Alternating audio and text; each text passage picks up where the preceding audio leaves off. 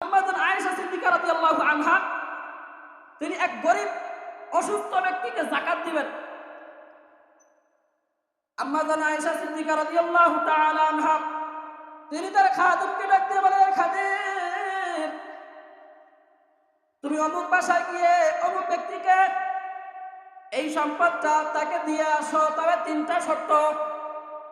কথাগুলোকে ভালো করে বুঝবেন।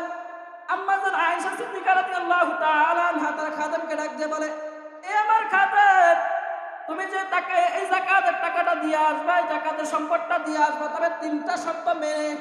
এক নম্বর শর্ত, তুমি যে ওই ব্যক্তিকে টাকা দিবা তার হাতে টাকা দিবা না, তার হাতে টাকা দিবা না। তুমি টাকাটা সে অসুস্থ ব্যক্তি যেই জায়গায় শুয়ে আছে, হয়তো বিছানার উপরে অথবা বালিশের উপরে টাকাটা রেখে দিবা, এরপরেও টাকা তার হাতে দিবা না। এক নম্বর শর্ত।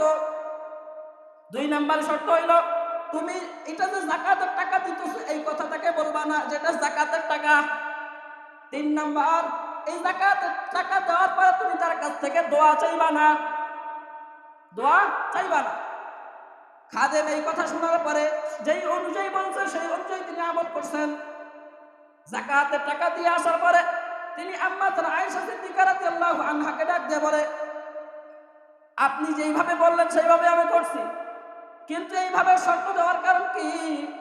আম্মাজান আয়েশা সিদ্দিকা রাদিয়াল্লাহু আনহা বলে, এ খাদেম, আমি যে তোমাকে তিনটা শর্ত দিছি তার মধ্যে এক নম্বর শর্ত হইল তুমি যাকাতটা তার হাতে দিবা না, তার বিছানায় কিংবা মাথার নিচে রেখে দিবা। কারণ হইল আমি যে তাকে এই যাকাতের টাকাটা দিতেছি, আমি তো পাওনাদার, সে তো পাওনাদার, সে তো দাতা।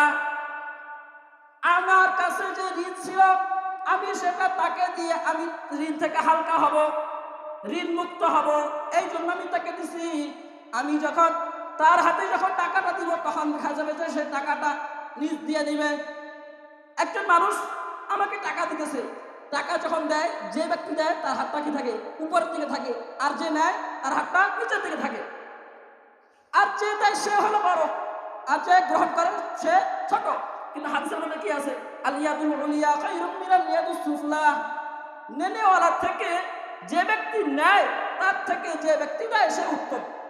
তাহলে গরিব দুস্থ যারা যাকাত পাওয়ার যোগ্য, এখন সে যদি নিতে যায় হাত বাড়িয়ে, তাহলে তো সে নিতে গেল, তাহলে তো সে কম দামি হয়ে গেল।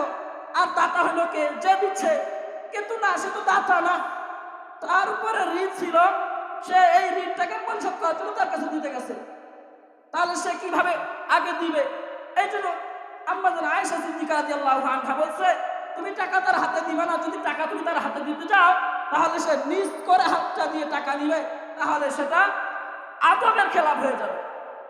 দুই নাম্বার, তুমি যাকাতের কথা বলবা না, যাকাতের কথা বলবা না। কেন? বল এই কারণে তুমি যাকাতের কথা বলবা না, কারণ যাকাত যতটুকু দরকার দেওয়ার ততটুকু তো দিতে পারি না। আবার অনুদানের কথাও আমরা বলি। অনুদান যদি হয়, অনুগ্রহ যদি হয়, দয়া যদি হয়, তাহলে আমার মনে হয় যে অনুদান কাকে বলে, দয়া কাকে বলে, যেটা কোনো কিছু ছাড়া এমনিতে খুশি হয়ে যাওয়া।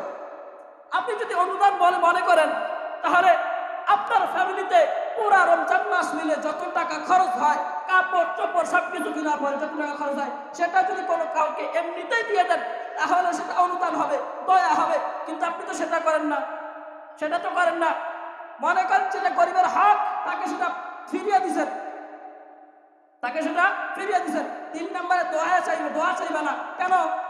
বলে দোয়া এইভাবে এই জন্য চাইবে না, কারণ অনুদান দিলে, দান করলে মানুষের কাছ থেকে দোয়া চাওয়া যায়, কিন্তু যাকাতের টাকা সে তো এটা পাওনাদার, সে তো পাবে, সেটা ফিরিয়ে দিয়ে তার কাছ থেকে তুমি দোয়া চাইবা কোন মুখে?